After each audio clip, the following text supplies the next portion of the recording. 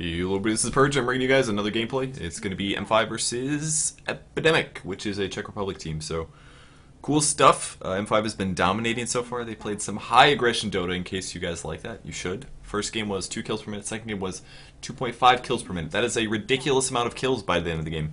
And it actually traded pretty evenly. The KD wasn't too offset, at least in the early to mid game, but they had such a gold advantage at that point that everything was pretty beautiful for them. So it looks like they're doing the same strategy as before. They continue to pick.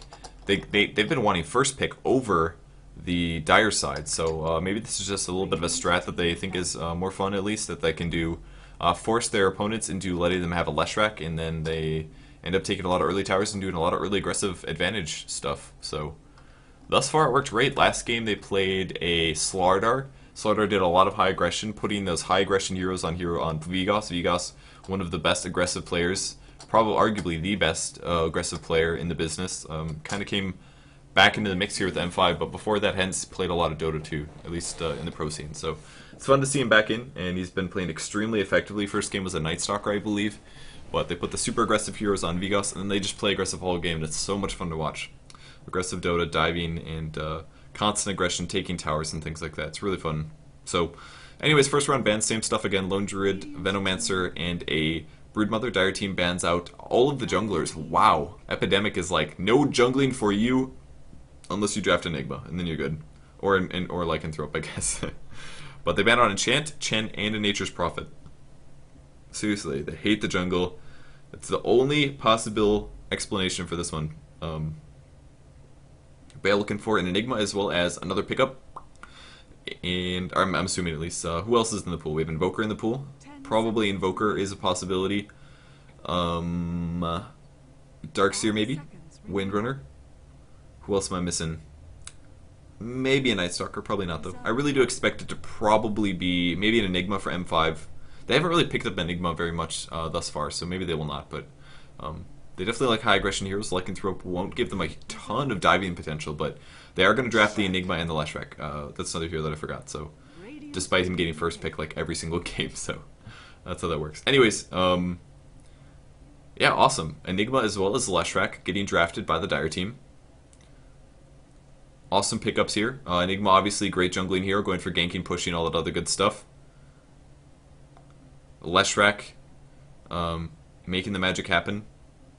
Edict does so much damage to towers, he can dive like crazy.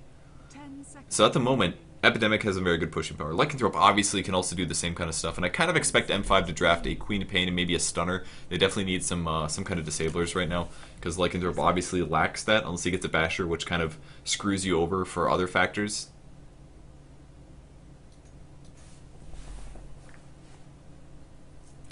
But we have a minute 20 left in the picking stage. That will be beautiful.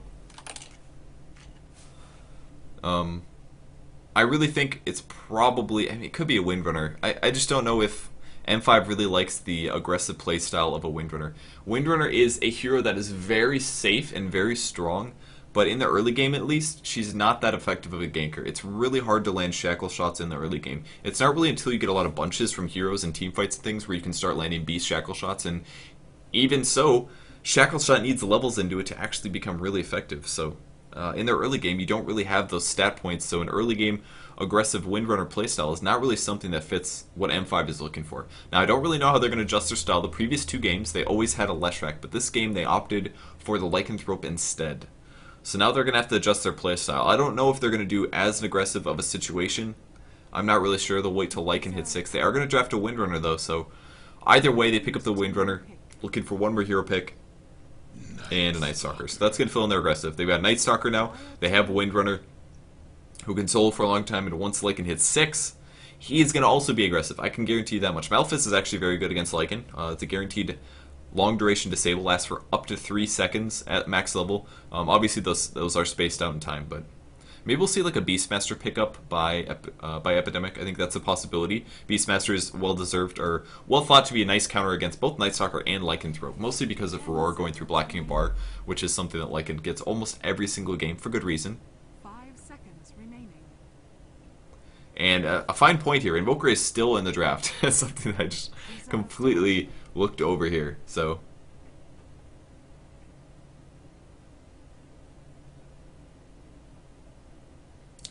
A question in chat. I don't understand why teams don't draft Bat against Lycan. This was a Dota 1 counter to Lycan, and it still works now, but teams just simply don't like Bat Rider. I think that's the best way to describe it. There's some very minor differences between Dota 1 Bat Rider and Dota 2 Bat Rider. A lot of those were greatly fixed recently. There was a turn rate thing that was not integrated until a little bit later, but Bat Rider just doesn't see play right now. I can't really tell you enough about it. Unfortunately, I don't exactly know what they're thinking about when they decide not to pick him, but I think that the general consensus is people just don't like Bat Rider as much for some reason. So that stuff does affect gameplay and who picks what. I mean, if they don't feel like the hero is as good, like for example, Rasta's played very heavily now because his animation is better, and because his animation is better, people are more confident in their last hitting. Because they're more confident in their last hitting, all of a sudden Rasta becomes a much more viable mid, and bam, he sees play all the time. Plus, like, a couple other small things. Well, moderate things. Ward trapping is easier, etc. So it can just take little tiny influences like that to really control whether or not a team is willing to draft a hero. So that's why Bat Rider doesn't see play. He is a very good counter against Lycanthrope, because if Lycan gets a BKB, bam, that's an ulti that goes right through BKB, no problems at all. So we're going to see a Shadow Demon ban next, as well as a Storm Spirit. I like the Shadow Demon ban. It's a very strong hero against Night Stalker, in my opinion. Soul Catcher, boosting up the damage that you do heavily. So Night Stalker, despite him being tanky, he can still get killed pretty fast. And his ulti is amazing against Night Stalker. Not absolutely amazing, but it's very strong. Really reduces his movement speed for a short period of time. Gives you a chance to get a kill on him, or at least to get follow-up disable. So you can kill Night Stalker when you chain stun him or nuke him down.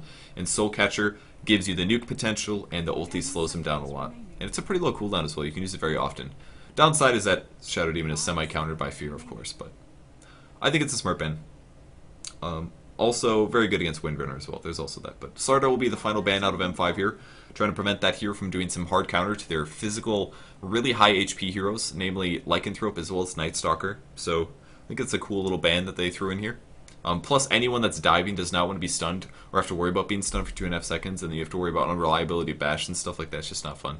And we do see the Invoker ban, so Epidemic does ban the Invoker. They did not want to let M5 snake that one, so they're going to actually draft a Lich, so bringing back the Lich a little bit, just ignoring the Crystal Maiden and the Vengeful Spirit. This is a slightly different playstyle than we normally see, because Lich isn't a roaming gank hero. He's just not effective at that, because you usually put a lot of stat points into Sacrifice, and the only time you can use Sacrifice is when you're by creeps, and most of the time a roaming hero does not want to be anywhere near creeps because of vision reasons primarily. So Lich gets drafted instead. That'll give them better early game lane control, decrease the farm and the EXP that the enemy team will be able to have, and that means that they'll have a good gold and EXP advantage when they start being aggressive. So I like the Lich pickup. It's also a very good support hero. It generally helps you win your dual lanes. They'll probably do a Lich Night Stalker mid again, I'm expecting, but don't know for sure.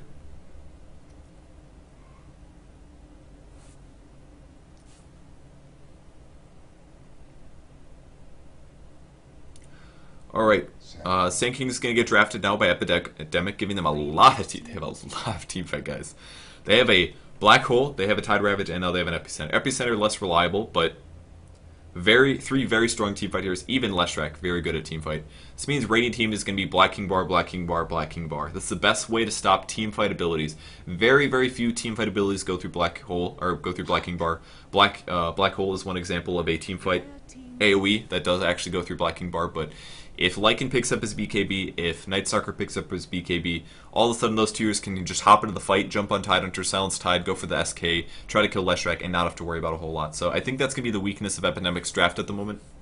Now M5 will draft Puck as their final hero. They're going to be able to gank more often than Epidemic will have teamfight AoEs. So even if M5 hypothetically loses a teamfight due to the strong teamfight AoEs of Epidemic, they can just come back the next 80 seconds or something, 60 seconds, 100 seconds, before Tide gets ravaged again, before the Black Hole comes back up. Epicenter's slightly low cooldown, so we'll see about that, but I think if M5 keeps their aggression up, similar to what they've done in previous games, they're going to be looking really good here. Now we will see Priest of the Moon drafted. That's going to be the last pick up for Epidemic, so that will be their carry potential, once again, in the early game at least, applying tons of, maybe not tons, but her very limited contribution is magic nukes. Arrow, great skill, and Starfall, which does decent damage. But if you do get a BKB, Mirana hopefully will have a Manta or maybe another damage item at that point. We'll be able to contribute, but at the moment, it's going to come down to the early lane. If M5 can get an advantage from ganking, then Epidemic will be able to push and win teamfights. If M5 wins their early laning situation, then they're going to be happy. So they don't really have a lot of really early game viability other than Night Stalker and maybe Lich. Lycan needs to pretty much hit 6 before he can do a whole lot other than Wolf Harass. Windrunner as a solo will be doing fine, can look for shackles and power shots. And Puck obviously with an ulti would really pull them together. They just don't have a lot of reliable disables is the problem. I mean, they basically have Puck ulti, maybe a shackle shot, and Night Stalker slows. Chain Frost is good, and so is Frost Nova, but once they get the Puck ulti, they can put the enemy team in a bad spot, and they can use Chain Frost plus the Puck ulti to do big nuke damage, and hopefully that will win them team fights. They have decent team fight as well as the Puck, so that's what they're going to be playing with. Anyways, we'll go over the players quick. We have Please Go Game. I'm going to be playing M5. I'm sorry. He is the captain of M5. He's playing the Puck. We have Blood Angel playing the Windrunner. We have Vigos playing a Night Stalker for the second time today. SS on the Lich. And finally, we have Inmate playing the Lycanthrope. He's sitting in base because he's going to spawn wolves at about 15 seconds or so. And then refill his mana, go into the lane, start jungling. It'll be cool. And for the dire team, Epidemic, we have Offak playing the Tidal Tree. He's going to put down some Observer wards. See if they counter ward that one. Where is your pride? Going to be playing Barana. This looks like a dual lane on the bot lane. And we have Kranich playing, or Kranich, I don't know what it's supposed to be. Enigma on the mid lane. Similar to what MTW has been doing recently. It's actually a pretty strong lane setup. And a Sand-King Leshrac. Cool stuff. Tulex playing Sand-King. Sub-Brandon playing Leshrac. Did I talk about? Yeah, I did call out his name. So, strong dual lanes out of the dire team. I like this. Sand-King will do the first stun. Leshrac will do the second stun. And we're looking at 4 seconds of disable. A little bit more than that. Good stuff there. Mid lane is going to be strong for M5. Enigma's going to have to be careful, especially when Lich hits level 2. But in the meantime, Windrunner still in the top lane is going to be against this dual lane. That's actually very dangerous. Chain nukes out of both of these guys doing a lot of damage. They knew Windrunner was going to be here, so this is their plan all along. In the meantime, Windrunner looking like he's going to do some pulling. We're going to see a disconnect from an Observer, which is no problem at all. And Puck soloing against a dual lane Priest of the Moon with a Tidehunter. Not a huge deal. As long as she phase shifts the arrows, she's going to be absolutely fine. I like the fact that PGG did pick up phase shift at level 1. Very cool choice. Rather than grabbing orb level 1, this is going to keep you more alive than anything else. If you can just dodge the arrow, they simply don't have enough disables to get the kill on you. That's pretty much it. So, a little bit of lag here. Kranich is going to trade some hits with the Lich, put some nice throws in. He's only got 1 tango, so he's literally going to run out of mana pretty quick here. In the meantime, 1 Observer Ward does get dropped down. Lich about to hit. Now he's about halfway to level 2, but we'll need to pick up level 2 to have that nice little nuke potential. And Tidehunter actually going to shift mid. Smart choice. Priest of the Moon's not going to have any trouble at all soloing against the Puck. So by shifting Tide mid, this puts more pressure on Night Stalker. It means that Enigma's not going to have just a shutdown lane pretty much, which would have happened otherwise. So. And a little bit of gank coming for Blood Angel. Nope, not going to see any Edict. He's going to pick up his level 2. Picks up a power shot now, so he will be able to last it with that. Sand King is actually the one getting farm top.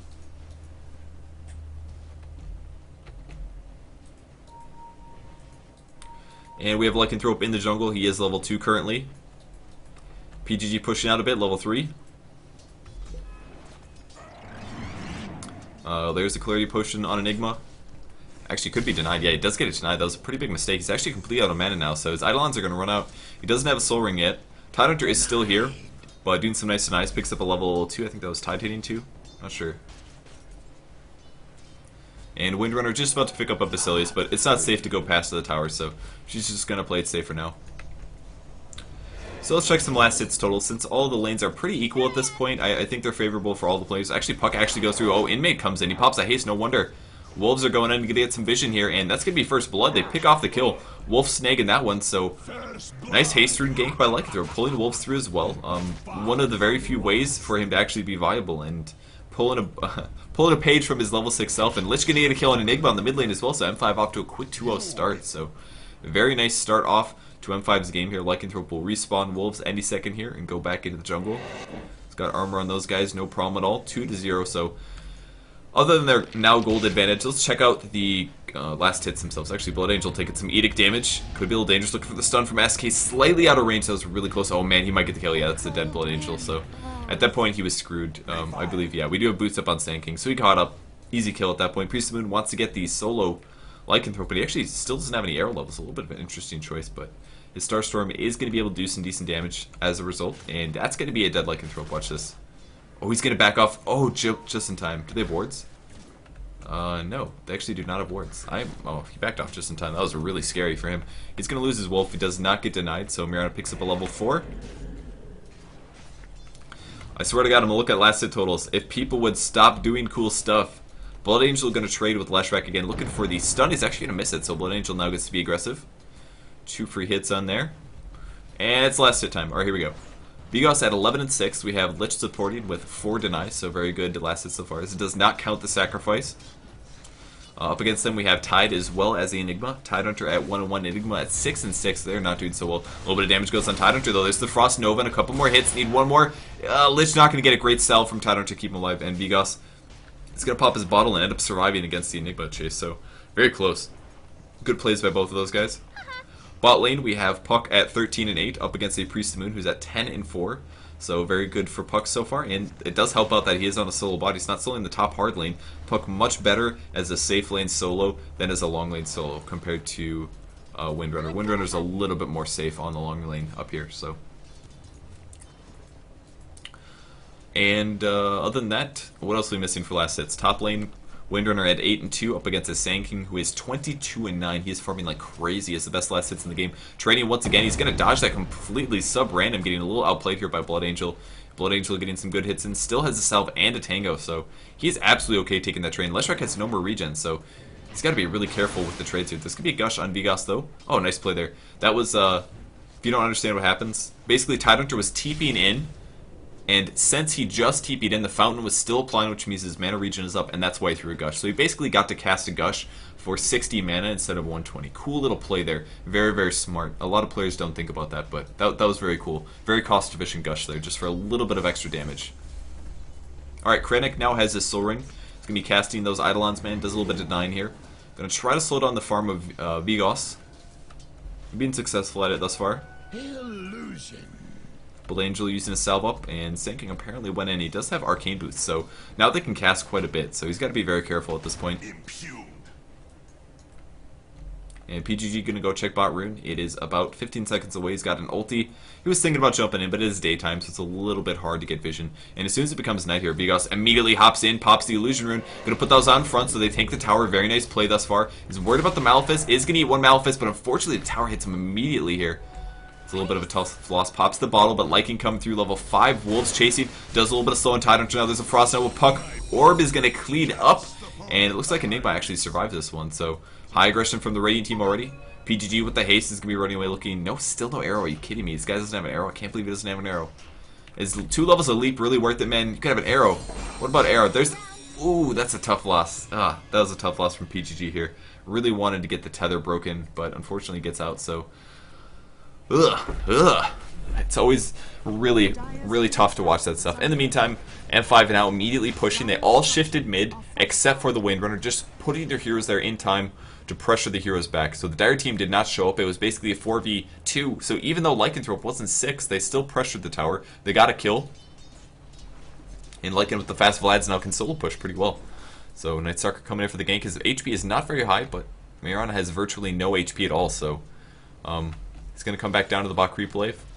It's going to scare the Puck just a little bit here. It's always scary to see a Nightstalker just come barrel rolling out of the jungle like that, but... And Blood Angel on the top lane still does not have a Basilius. He's really not doing so great this game. He's actually 2 deaths, but it's not the end of the world. You do die against a very strong dual lane like that. It happens, so not too surprising at all. And Inmate going to spend a lot of time in the jungle at the moment. We'll see if he goes for Medallion or something else. Probably will Treads next, I expect. Vigos popping up a South. Going to bring up some... Do you already have gauntlets? He's got boots now at least, so that's pretty cool. Level 5. Still not level 6. Losing a little bit of nighttime here, but... Pretty good hero positioning from the Dire team. They're keeping their heroes grouped up. Tide is here to defend on Enigma. It's so important to make sure that you have an extra disable to slow them down just a little bit. Reduce their movement speed, stun them a little bit more. Lycan now level 6, but this is the problem with the early Lycanthrope. You spend all your mana casting Wolf, so you don't have enough for your ulti, but it's going to try to pressure the bot lane. We'll see if they can take it. If Puck will have his... Yeah, Puck does have his ulti now. Looks like he's doing a Bottle Crow. Oh, it's going to be a Haste Rune, or an Illusion Rune bottom, actually. Is Nightstalker going to be able to snag that one? He needs to come grab that. Unfortunately, he's busy mid, and unfortunately, we're going to have to see Lich pick up the Illusion Rune, which is a little bit sad, considering they have 2 bottle carries. Puck did Bottle Crow. He's actually going to force him back. Does a Frost Nova. and may be able to hold off. Yeah, Vigas is going to be able to snag the illusion rune in a second. He's going to do the slow. There's the slow, going for the dive. He's only level 4, no black hole. He does eat a gush as well. Courier comes through, brings himself boots, which will help with escape, but looking for Frost Nova. It is nighttime, so they will have vision from the Night Stalker, and there it is. Frost Nova picks off the kill. Enigma picks it up. There's the TP coming in from SK, looking for a stun. Edict damage, doing a lot to Night Stalker. Stun barely misses. Wow, that was close. So close to watching him die, but a nice illusion being used by Miranda. The orb's going to come through, trying to pick off the Priest of Moon, but a couple more arrow hits, and there we go. Does get a kill. Arrow was used. Level 2 leap paying off. Gets the kill on the Lich, and unfortunately they still did not get the illusion, but they did pick off Enigma at least, so Enigma was killed. A nice little pickup, going to prevent him from getting up to his pipe or whatever else a little bit faster. In the meantime, pushing bottom, there's the ulti going on. Ulti as well by Lycanthrope, so he's going to leap as soon as this is over. He's got 3 seconds left. Great pathing so far by Miranda. Does bait out. Oh, leap almost on off cooldown. He would have leapt into here. Either suicided Ancients or ran away, but they do get the kill. Great pathing though. If you can't run anywhere else, just run within the circle of the coil. So that was pretty cool. Mid tower going to be taken down though. Edict doing some damage, and 2 legs coming through. About very close actually to his blink there, but oof, almost jumping on the SK. He does get the burst strike. There's a little bit of void on that Earthshaker, doing some good damage. Looking for the stun. Nice dodge by Vigas. Totally ready for that one. And there's the Epicenter channel. Looking for the void. He's going to walk on through, but he's completely out of mana here. A little bit of a mistake from SK. They're still not going to go in. Does do the mana void. And Vigas survives. Probably like, okay, whatever, man. I'm fast as hell. You're not going to catch up to me.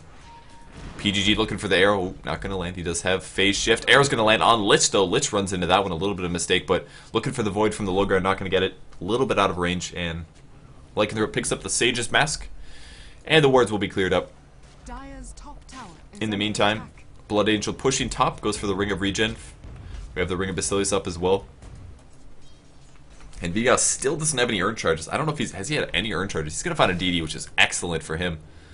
Going to be really dangerous for Brianna here. Does he have Silence? No Silence, but he will have Voids. And here comes the Void.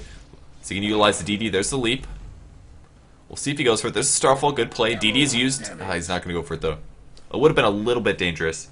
His HP is already pretty low. Any TP supports that would have came would have been pretty scary for him. So, wow, that's some items. All right, Medallion picked up. More mana regen. Gloves of Haste as well. So going for Treads next most likely. A little interesting you went Gloves over the Belt of Giant Strength. But his damage is already pretty good from Feral Impulse. So nice to boost up his attack speed. Oh, nice. Going to grab another ward. That is awesome. Big mistake there made by the Lich, or the Leshrac actually. That was already counter-warded. So, but they replace another Observer there. So, tough stuff. And the best part is he can just casually sneak into the Roshan pit now. Using Medallion to reduce the armor of Roshan. Wolves do more hits. See if they realize. I don't know if they have sound or not. They might be able to hear him going for the Aegis. But we will find out. Now Vigas is on the mid lane. Doesn't want to use his bottle because he doesn't want to waste the mana component. See if he hops forward. He's going to use one Void. Might use a bottle charge now. We'll see. In the meantime, there's still pressure made up a little bit. And Dire Team is actually not going to react. They have a lot of heroes in position. I like the positioning of the Radiant Team for this to guarantee that Lycan is unperturbed. And there we go. Aegis is picked up. 200 extra gold for the Radiant, the Radiant Team. And now shifting bottom. We'll see if they go for a 5-man roam. In the meantime, Sand pushing top a little bit, but a little slow. They really need Leshrac to be there. Instead of Leshrac defending med, use Leshrac to push towers. They're not utilizing this hero correctly. He needs to be here right now, clear the creep waves, kill the towers, at least trade. But thus far, M5 has been able to just 5-man push. They haven't been able to trade hits yet. And now Vigas is coming in, picks up treads, so up to 700 HP. But the top tower will fall down, so or the tier 2 at least.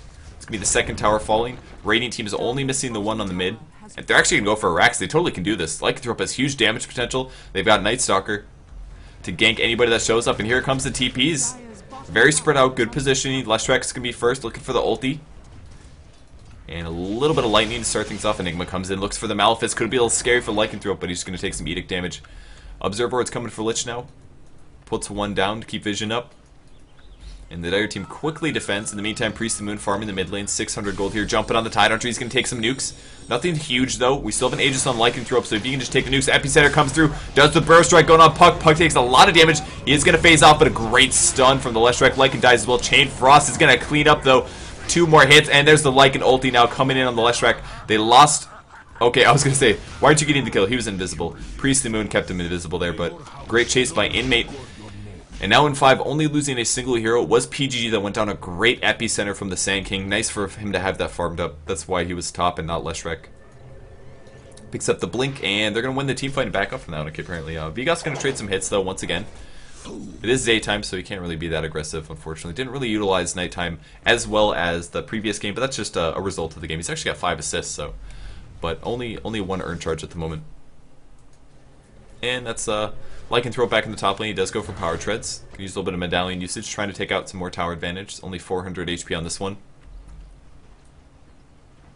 And hastering up on Mirana, so even if she does get dove on, not going to be a huge deal. There's the Starfall getting some good last hits and a little bit of harass here on Inmate. There's a medallion puck ulti as well. That's really bad for the Mirana. The orb comes through and Lycan gets the last hit. Great play there. Going to see a Gush Malefice. Not looking good for Inmate here. Might even see a Ravage. Just a couple more hits, and there's the silence, slowing him down just a little bit. Lycanthrope trying to casually walk away. There's the Tide Ravage, catches Lycan as well as the puck. We'll see if he just goes straight into it. Yeah, he's going to go for the physical damage here. He's life-stealing very slowly, but does get the last hit.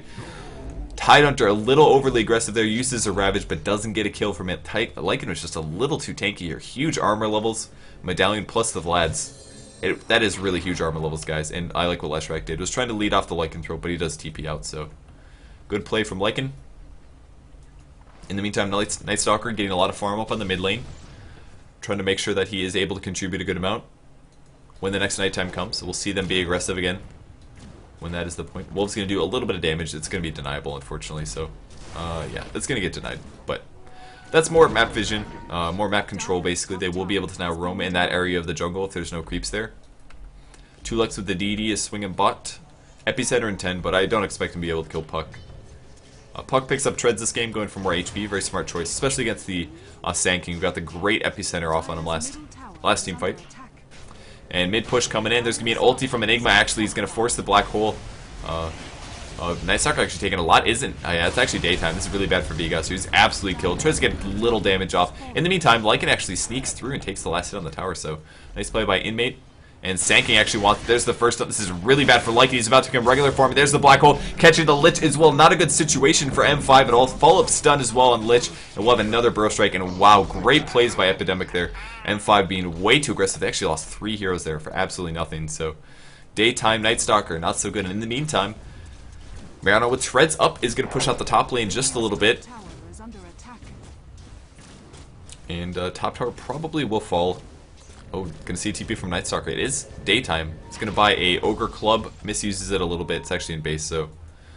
But he was out of items, so understandable that he couldn't have gotten them at that point. But Ring of Health up on the Sand King now. He's gonna go for a Vanguard most likely, which will keep him very survivable against Lycan Wolves and even the physical damage coming out of Nightstalker.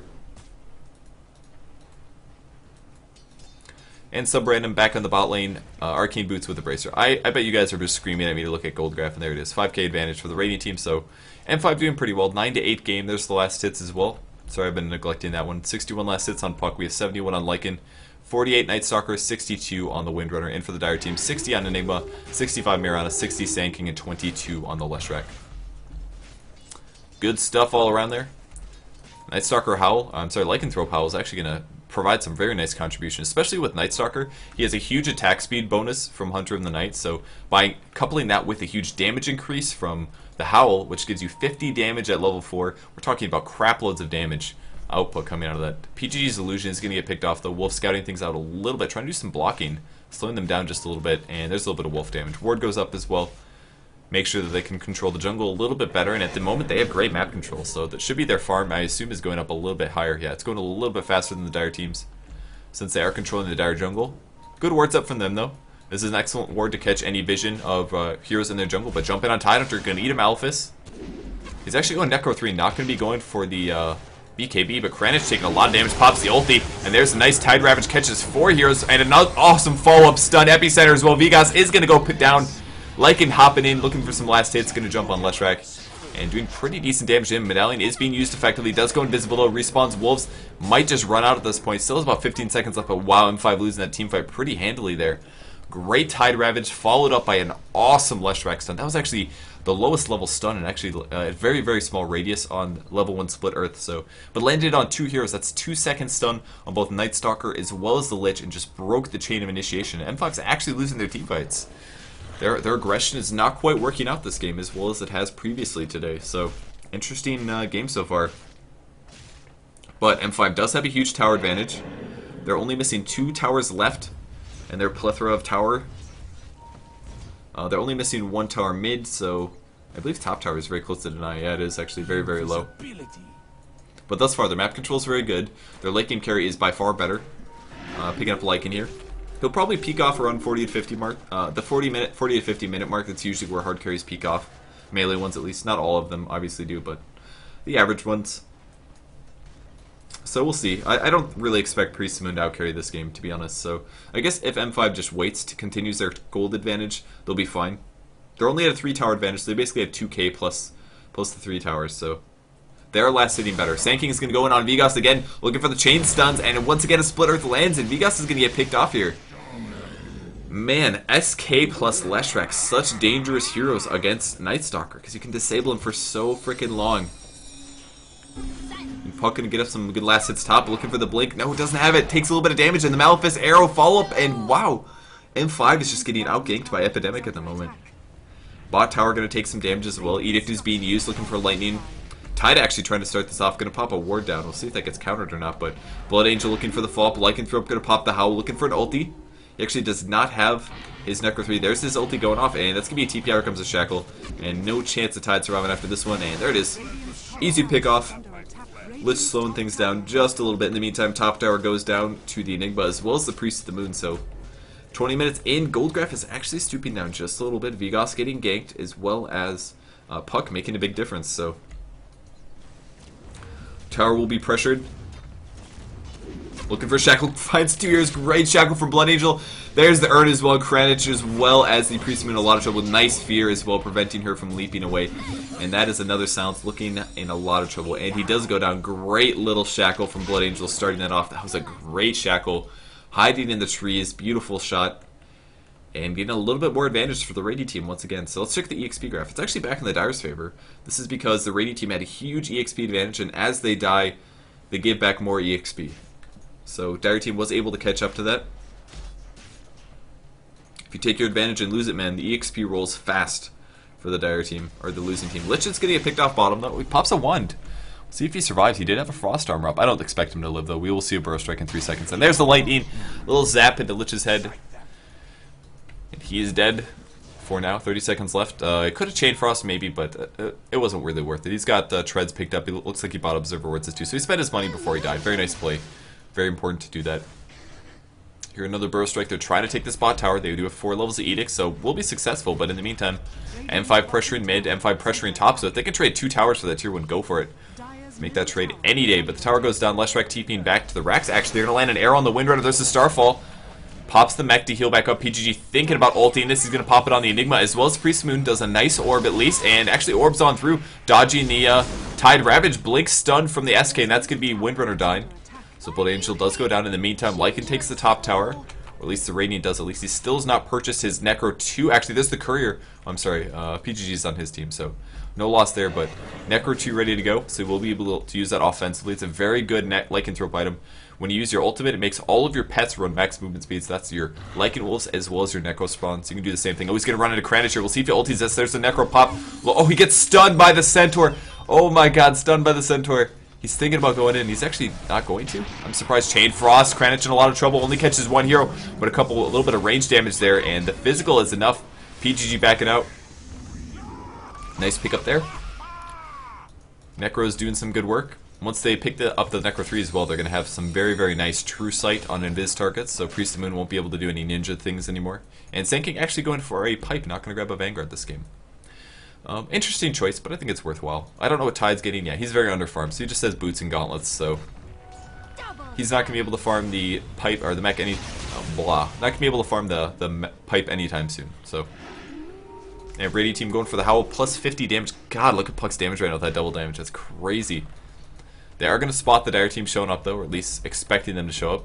There's a Radiant Wards. They do see this Alpha Wolf, or Lycan Wolf in position to scout this out. And inmate back in the jungle. Necro 3 is up, so nice thing about Necro 3, if you spawn the melee minion, actually if you kill the melee minion, this is lag by the way, hopefully things fix out. If the melee minion dies, you take, whoever kills it takes 600 pure damage. This doesn't apply to towers, but, oh please don't have a, okay there's the pause. There we go. Mega lag. It's very, very strong against any AoE hero, so a hero like Sand King is going to have to be very careful. If he pops his Epicenter and jumps in on that, he's going to have... it does pure damage, so I don't believe Pipe will block that. Wow, look at this Shackle. Holy crap. That's like a Leap Shackle, I think. But Mirana ends up getting away. Very close call, though. Still doesn't have a Yasha up, whereas Night Stalker does have his BKB, so he's going to be absolutely happy in the team fights. Howl, 50 bonus damage. Here's the arrow. Going to try to find something. You're not going to find anyone, though. I love the Howl animation as well. Looks really cool. Lycanthrope, in the meantime, picks up the Aegis again, so that's Aegis number 2. Necro 3 being utilized for that one. And the dive will commence, so we'll see if Epidemic can hold this off. The Necro is about halfway through cooldown. He's going to be super aggressive here. Going to force them back, or threaten to disable. Might catch the Sand King. He's going to burst strike up the high ground. Good choice there. And Necro's punching towers, no problem at all. They're going to have to back up. The lightning does the damage, and the creep wave is gone. Lycans respawn wolves, but 40 seconds left on his Necro respawn, so might be safe until then. Sentry Ward, great Sentry Ward, prevents Priest of the Moon from ulting and getting a perfect initiation. Could just lose games if you forget to place one sentry. Arrow will not land. A little bit of Shackle. Going to catch some Eidolons, nothing really imperative, but... In the meantime, Vigas going to the bot lane, going to push this out a little bit. It's still about the middle of the nighttime, so we've got plenty of time left before they have to fight. And actually going to do a Malphus on Lycanthrope. He's going to medallion this a little bit, but going to take a lot of chain nukes, actually. Try not to die for nothing. We're going to see an orb. Puck actually is going to go, and there's the ulti as well by Vigas. Great Epicenter comes in, actually not doing any damage at all, slowing down Vigas a little bit, but Chain Frost coming in. Necro 3s are up in the mix. Lycanthrope pops his ulti. He has not used his Aegis yet, but trying to hit some melee creeps here. And he's going to back off. A little bit weird of an ulti usage, because if he dies right now, he's going to respawn with no form. But Priest of the Moon getting chased. Puck does blink and gets the kill. 2 heroes dead for the dive team, and Tide also low HP. A little bit of slow on Enigma now. And Lycanthrope going to clean stuff up.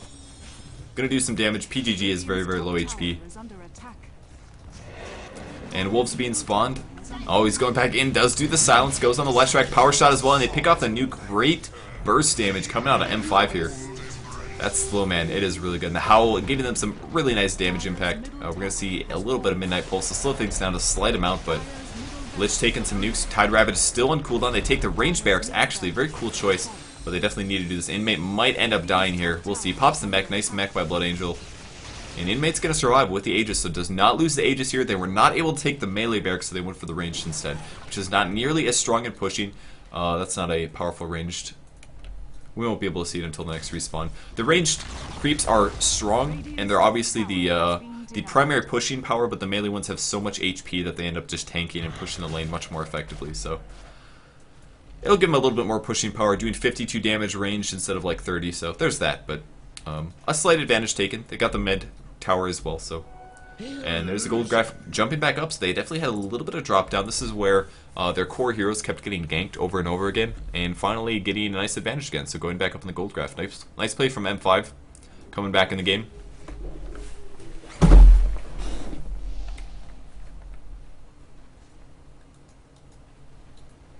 Couple smoked heroes in the jungle. This is Tidehunter. No Ravage up on him, but Leshrac has great skills, level 12. No Pulse Nova, but has a lot of utility out of his abilities. And Vigas Solutions is bottom pushing it out. Radiant Team actually pretty far backed off. I don't know if they scouted that in a smoke or what, but Lycanthrope continuing to get a lot of farm. We'll see if he pulls this out in 1 second. He might actually kill it in time. We'll see. I don't think he's going to. Not looking at the clock, but that's okay. He might actually back out. We'll see. Does get it. Alright, barely. Very close. So, nice play by Inmate. It's always important to do that. Always look at the clock, guys, if you're on the Ancient Creeps. Because if you can catch the timing right, you can back out and just go camp after camp. It saves you time from walking somewhere else, so... 3,800 gold now up on Lycanthrope. Let's look out his GPMs, actually. His GPM is sitting at 500 at the moment, which is really, really high. This is more typical of something like a Battle for your Anti-Mage, but Lycanthrope has so much physical damage that he can just do this. You can just right-click the crap out of towers, neutral creeps, things like that. And Epidemic realized that their time is pretty much coming for this game. They need to end it soon, if possible. Otherwise, M5 is likely to finish off another Rex, and they are moving into position. So, Black King Bar... Okay, I was like, did he buy another Black King Bar? But that's his first one. Don't worry, guys. Only won this game. They're actually going for a base trade. They see where Epidemic is at, and they just say, screw it, we're going in on your base. They've got creeps in the main, so they will be able to go for the tower. And there's the damage being done. Lycan Howl, nothing, no, it's on cooldown. 3 seconds here, and then they're going to take it really fast. Night Stalker shifting back mid. Looks like, yeah, pops the BKB, goes on the Enigma. There's the Puck ulti as well, taking some good damage, but I don't know if they have a Sentry Ward. There's a Sentry place, perfect timing on that one. And Enigma does get picked off, no Black Hole for him. Does not have buyback gold. Priest Moon trying to slow on the top lane, but in the meantime, Lycan just hitting towers, is going to eat a Tide Ravage. He has a BKB ready to pop it. He's probably not going to. He's going to save it for his Aegis, and good lifesteal. They do pick off Tide Hunter, so he's going to respawn. Night Stalker going for the gank now. Leshrac going to back off. He's not going to pressure it, but they are going to be able to finish off their double racks. They take the top racks as a result. Great ganks on the Enigma, and going to take the mid as well. So M5 playing this very, very well. Awesome pressuring. Another Howl, plus 50 damage. Lich hitting for a Demon Edge. More than that. And jumping on Leshrac. There's the BKB pop as well. They pick him off. SK does not have a Sandstorm, or he does a Sandstorm, but no ulti, and there's a great silence as well as a Sentry Ward.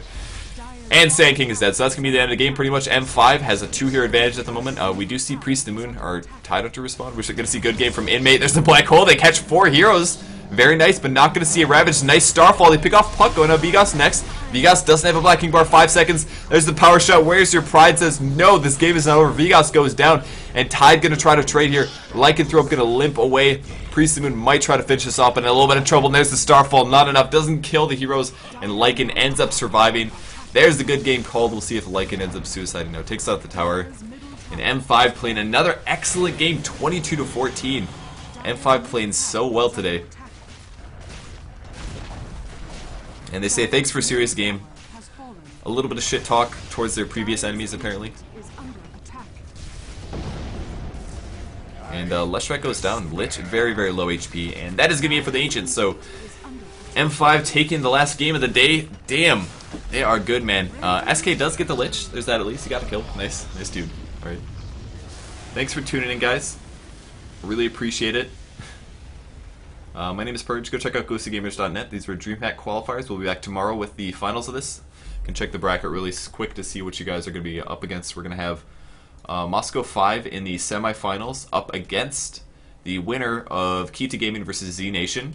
And on the bottom half, we have Infuse versus DTS going on right now, and Complexity versus Tough Bananas, the Tough Bananas. So, I'm not really sure who's going to win the bot lane. I think it's going to probably end up being, I expect DTS to be an Infused, I expect Complexity to beat the Tough Bananas, so it'll probably be Complexity versus DTS.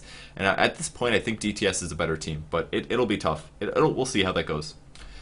So finals, I'm expecting, if I'm going to call it, I would say finals, Moscow 5 DTS, and who's going to win out of those two? I don't know. Both teams are really strong right now. I would argue maybe Moscow 5. Their super high aggression playstyle is really cool to watch. But anyways, that's it, guys. I'm probably gonna play some pub games right now if you guys want to watch. If you guys want to play with me, I'll probably play like 2 pub games with you guys if you want to hang out. So I'll give you instructions on that shortly. Thanks for tuning in once again, and yeah, go check me out on YouTube, youtube.com/PurgeGamers, and I'll see you guys later. All right, I'll be back.